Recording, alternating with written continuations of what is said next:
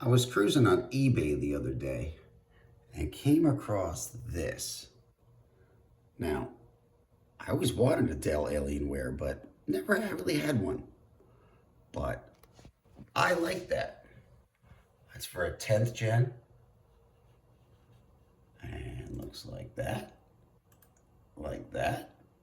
Has standard pin connections. So I wanted to get one. And I found out that the Dell computers have a standoff on the motherboard. So I found a simple bracket. You snap off these little standoffs here, and they fit on a 10th gen board. That's a little wall unit I have.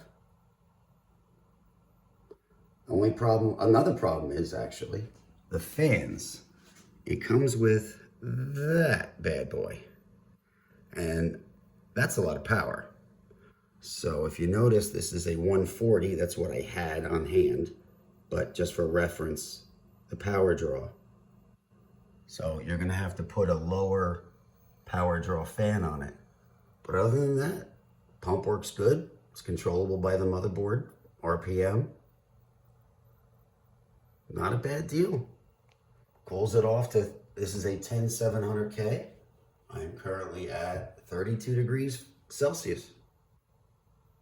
Just an idea.